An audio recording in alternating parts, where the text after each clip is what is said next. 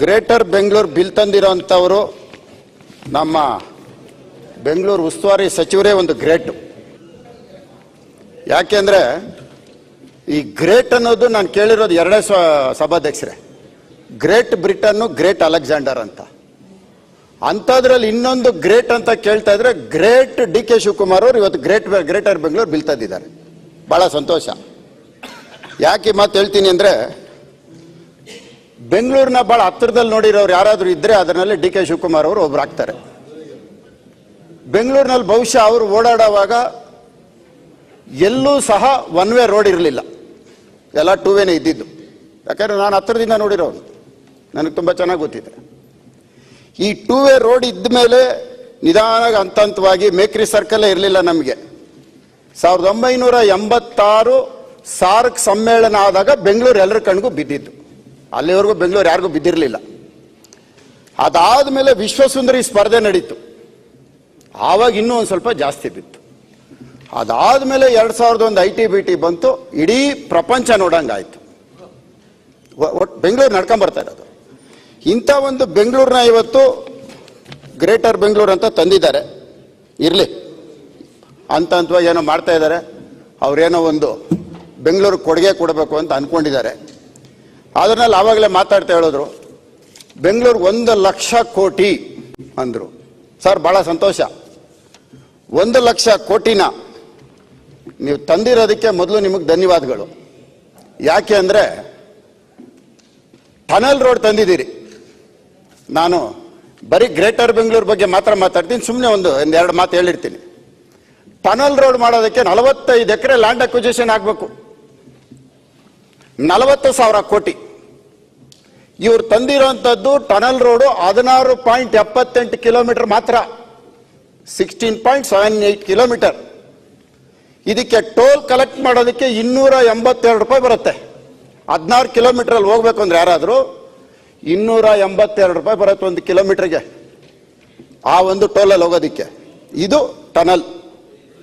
45 ಎಕರೆ land acquisition ಮಾಡೋದಕ್ಕೆ per square feet government rate 25,750 ರೂಪಾಯಿ ಇದೆ ಇವ್ರು ತಂದಿರೋ ರೂಟಲ್ಲಿ. ಇವ್ರಿಗೆ ಟನಲ್ಲು ಎಸ್ಟಿಮ್ ಪ್ಲಾಜಾಯಿಂದ ಸ್ಟಾರ್ಟ್ ಆಗುತ್ತೆ. ಅಲ್ಲಿ 8 ಎಕರೆ ಇವ್ರಿಗೆ ಲ್ಯಾಂಡ್ ಬೇಕು. 8 ಎಕರೆ ಲ್ಯಾಂಡಲ್ಲಿ ಇರೋದೇ 45 ಎಕರೆ. ಆ 45 ಎಕರೆ ಓನರ್ಶಿಪ್ ಇದ್ರು KIDB ಅವರು ಈಗಾಗಲೇ ಮೆಟ್ರೋ ಡಿಮ್ಯಾಂಡ್ ಇದೆ, ಅದರಲ್ಲಿ ಇವ್ರು 8 ಎಕರೆ ಶೇರ್ ಮಾಡ್ಕೋಬೇಕು. ನಾನು ಅದ್ರ ಬಗ್ಗೆ ಚರ್ಚೆಗೆ ಹೋಗಲ್ಲ, ಇನ್ನು ಮುಂದಕ್ಕಿದೆ ಚರ್ಚೆಗೆ. ಅದಾದ್ಮೇಲೆ ಎಲಿವೇಟೆಡ್ ಕಾರಿಡಾರ್ ತಗೊಂಡ್ಬಂದಿದ್ದಾರೆ, 15,000 ಕೋಟಿ ಲೋನ್. ಸಭಾಧ್ಯಕ್ಷರೇ, 280 ಕೋಟಿ ಈಜಿಪುರ, ಹೆಚ್ಚು ಕಮ್ಮಿ ಇವಾಗ 11 ವರ್ಷ ಆಯಿತು. 2.2 ಕಿಲೋಮೀಟರ್ 2.2 ಕಿಲೋಮೀಟರ್ ಎಲಿವೇಟೆಡ್ ಕಾರಿಡಾರ್. ಒಂದು ನಿಮಿಷ 2018ರಲ್ಲಿ ಪ್ರಾರಂಭ ಆಗಿದ್ದು, 1 ವರ್ಷದಲ್ಲಿ 32% ಕೆಲಸ ಆಯಿತು.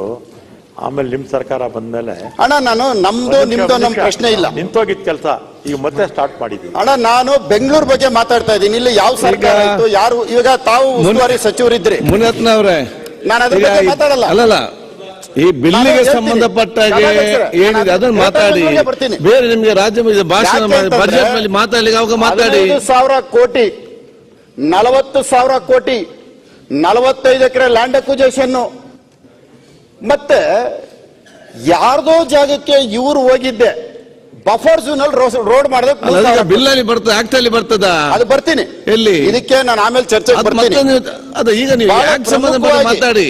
ಅಲ್ಲ, ಬಹಳ ಪ್ರಮುಖವಾಗಿ ಇದರಲ್ಲಿ ಸರಿ ಇದೆಯಾ, ಸರಿ ಉಂಟಂತ ಮಾ ಸಭಾಧ್ಯಕ್ಷರೇ, ಬೆಂಗಳೂರು ಇವತ್ತು 2 ಭಾಗವಾಗಿ ನಾವು ನೋಡೋಣ ಸಭಾಧ್ಯಕ್ಷರೇ. ನಗರ, ದಂಡು. ಇದು ಬ್ರಿಟಿಷ್ ಅವರು ಇದ್ದಾಗಲೂ ಇತ್ತು. ನಗರ ಅಂದ್ರೆ ಯಾವ್ದು ಬರುತ್ತೆ? ಪಶ್ಚಿಮ ಭಾಗ ನಗರಕ್ಕೆ ಬರುತ್ತೆ. ದಂಡು ಅಂದ್ರೆ ಯಾವ್ದು ಬರುತ್ತೆ? ಕುಕ್ ಸ್ಟೌನು, ಕಾಕ್ ಸ್ಟೌನು, ಪ್ರೆಸರ್ ಟೌನು, ಬ್ರಿಗೇಡ್ ರೋಡು, ಕಮಲ್ ಸ್ಟೈಲ್ ಸೀಟು, ಇವೆಲ್ಲ ಬಂದು ದಂಡು ಪ್ರದೇಶ. ಬ್ರಿಟಿಷ್ ಅವರು ಇದ್ದಿದ್ದೆಲ್ಲಿ? ಬರೀ ಈ ಕಡೆನೆ. ಇವತ್ತು ಆ ಬ್ರಿಟಿಷ್ ಅವರು ಇದ್ದಿದ್ದ ಜಾಗದಲ್ಲಿ ಯಾರು ಬಂದಿದೆ? ITBT ಬಂದಿದೆ. ಮಾರತ್ತಳ್ಳಿ ಇರ್ಬೋದು, ಇಂದಿರಾನಗರ್ ಇರ್ಬೋದು, ಮಹದೇವಪುರ ಇರ್ಬೋದು, ಇವೆಲ್ಲ ಅಲ್ಲಿ ಬಂದಿದೆ. ನಾವು ನಗರ ಪ್ರದೇಶದವ್ರು ನಾವು ಯಾರು? Binny mill, Raja mill, Minerva mill, soap factory, Mysuru lamp, Kirloskar, ಏನಕ್ಕೆ ನಾವು ನಗರ ಪ್ರದೇಶದಲ್ಲಿ ಈ ತರ ಇದ್ವಿ? ಇಲ್ಲೆಲ್ಲ ಬಂದಿದ್ದ ಉದ್ದೇಶ ಬಡತನ, ಕೂಲಿ ಕಾರ್ಮಿಕರು ಸಿಗ್ತಾ ಇದ್ದಂತ ಪ್ರದೇಶ.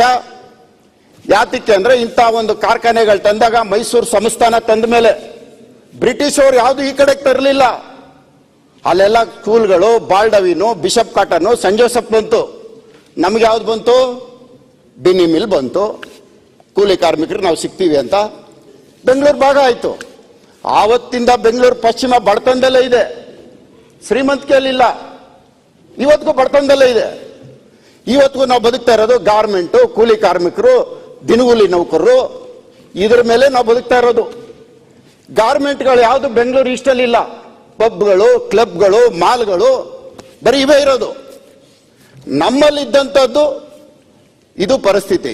ಇವತ್ತು ಬೆಂಗಳೂರು ಇವ್ರು ಭಾಗ ಮಾಡ್ತಾ ಇರೋದ್ರಲ್ಲಿ ಬ್ರಿಟಿಷ್ ಅವ್ರ ಕಾಲದಿಂದ ಹಿಡಿದು ಶ್ರೀಮಂತಿಕೆಯಲ್ಲೇ ಬದುಕ್ತಾ ಇದ್ದಾರೆ. ಇವತ್ತಿಗೂ ಶ್ರೀಮಂತಿಕೆಯಲ್ಲ ಪಾಲಿಕೆ. ನಮ್ಮ ಪಾಲಿಕೆ ನೀವೇನು ಹೊಡಿತಾ ಇದ್ದೀರಿ, ಇದು ಮತ್ತೆ ನಾವು ಬಡತನದಲ್ಲೇ ಇರ್ತೀವಿ. ನಾಡಪ್ರಭು ಕೆಂಪೇಗೌಡರು ಕಟ್ಟಂತ ಪೇಟೆಗಳಲ್ಲಿ ಜೀವನ ಮಾಡಿದಂತ ಜನ ಇವತ್ತು ಬಡತನದಲ್ಲೇ ಇದ್ದೀವಿ. ಬ್ರಿಟಿಷ್ ಅವ್ರು ಬಿಟ್ಟೋಗಿರೋಂಥ ಜನ ಇವತ್ತಿಗೂ ಶ್ರೀಮಂತಿಕೆಯಲ್ಲೇ ಇರ್ತಾರೆ. ಅದಕ್ಕೆ ನಾನು ಹೇಳೋದು, ಬೆಂಗಳೂರಿನ ನೀವೇನು ಮಾಡ್ತೀರೋ ಅನುದಾನನ ಒಂದು ಕಡೆ ತಂದು ಟ್ಯಾಕ್ಸ್ ಕಲೆಕ್ಟ್ ಆಗೋದಂಥದ್ದು ಒಂದು ಅಕೌಂಟ್ ಮಾಡಿ, ಒಂದು ಅಕೌಂಟ್ ಮಾಡಿಬಿಟ್ಟು ಎಲ್ಲಿ ಡೆವಲಪ್ ಆಗಬೇಕು ಅಲ್ಲಿಗೆ ಅದನ್ನು ಡಿವೈಡ್ ಮಾಡಿಕೊಡಿ. ಅದು ಬಿಟ್ಟು ನೀನು 4 ಜನ ಮಕ್ಕಳು ನೀನು ಚೆನ್ನಾಗಿ ಬದುಕೊಳ್ಳೋ, ಇನ್ನೊಬ್ಬ ಹಾಳಾಗೋದ್ರು ಪರವಾಗಿಲ್ಲ, ಒಬ್ಬ ಉದ್ಧಾರ ಆಗ್ಲಿ ಅನ್ನೋದು ಬೇಡ, ಒಬ್ಬ ಉದ್ಧಾರ ಆಗ್ಲಿ ಅನ್ನೋದು ಬೇಡ. ಮಾತಾಡಿದಿಲ್ಲ ಕೇಳಿ, ಬಿಲ್ ಅದೇ ಬಿಲ್ ಸಂಬಂಧ ಈಗ ನಾನು ಮಾತನಾಡ್ತಾ ಇರೋದು ಬೆಂಗಳೂರು ನಗರ ಯಾವ ರೀತಿ ಇದೆ ಅಂತ. ನಿಮ್ಮ ಕೇಳಿ, ಬೆಂಗಳೂರು ನಗರ ಯಾವ ರೀತಿ ಇದೆ ಅಂತ ಹೇಳ್ತಾ ಇದ್ದೀನಿ. ಬೆಂಗಳೂರು ನಗರ ಬೆಳೆದು ಬಂದಿದ್ದು ಹೇಳ್ತಾ ಇದ್ದೀನಿ. ಇವತ್ತು ಕೋಶಿಶು ನಮ್ಮ ಹತ್ರ ಇಲ್ಲ, ಥಾಮಸ್ ಕೆಫೆ ನಮ್ಮ ಹತ್ರ ಇಲ್ಲ. ಇವತ್ತು ಮಾಲ್ಗಳು ತಗೊಂಡ್ರೆ ನಿಮ್ಮ ಹತ್ರ ಇದೆ. ಟ್ಯಾಕ್ಸ್ ನಿಮ್ಗೆ ಎಷ್ಟು ಬರ್ತಾ ಇದೆ ನೋಡಿ, ಬಿಲ್ ಟ್ಯಾಕ್ಸ್ ಎಷ್ಟು? ಅದಕ್ಕೂ ಎಷ್ಟು ಬರ್ತಾ ಇದೆ? ಏನು ಪುಣ್ಯ ಮಿನರ್ವಾ ಮಿಲ್ಲು ಮೈಸೂರು ಮಹಾರಾಜರು ಅವತ್ತು ಕೊಟ್ಟಿದ್ರು. ಯಾವುದೋ ಪುಣ್ಯ ನಮ್ಮ ಉಪಮುಖ್ಯಮಂತ್ರಿಗಳಿಂದ ನಾವು ಲುಲ್ಲು ಮಾಲ್ ನೋಡಿ ಅಲ್ಲಿ ಪಿಕ್ಚರ್ ನೋಡಕ್ ಹೋಯ್ತೀವಿ. ಯಾಕೆ ನಾನು ಪ್ರೊಡ್ಯೂಸರು, ಅದೊಂದು ಆಯ್ತು. ಏನೋ ರಾಜ ಮಿಲ್ಲು ಅದು ಮಂತ್ರಿ ಮಾಲ್ ಆಯ್ತು, ಅದೊಂದು ಸಿಕ್ಕಿದೆ. ಆಯ್ತು, ಇದು ಬಿಲ್ ಸರಿ ಉಂಟಾ ಕಿರ್ಲೋಸ್ಕರ್ ಇತ್ತು.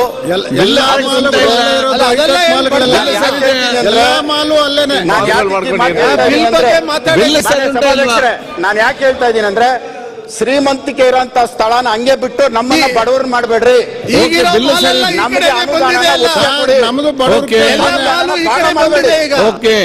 ಅನುದಾನನ ಒಟ್ಟಿಗೆ ತಂದು ಒಂದು ಅಕೌಂಟ್ ಮಾಡಿ, ಸರಿ, ಒಂದು ಅಕೌಂಟ್ ಮಾಡಿ, ಒಂದು ಅಕೌಂಟ್ ಅಲ್ಲಿ ಇತ್ತು ಎಲ್ಲಿ ಬಡತನ ಇದೆ ಅಲ್ಲಿಗೆ ಹೆಚ್ಚಿಗೆ ಕೊಡಿ. ಓಕೆ, ಬೆಂಗಳೂರಿನಲ್ಲಿ ಒಂದು ಒಂದು ಬೆಂಗಳೂರು ಚೆನ್ನಾಗಿದೆ, ಇನ್ನೊಂದು ಬೆಂಗಳೂರು ಹಾಳಾಗೋಗಿದೆ ಅನ್ನಿಸ್ಕೊಳ್ಳೋದು ಬೇಡ. ಸರಿ. ಶಶಿ ಸೋಮಶೇಖರ್ ರಾಮಮೂರ್ತಿ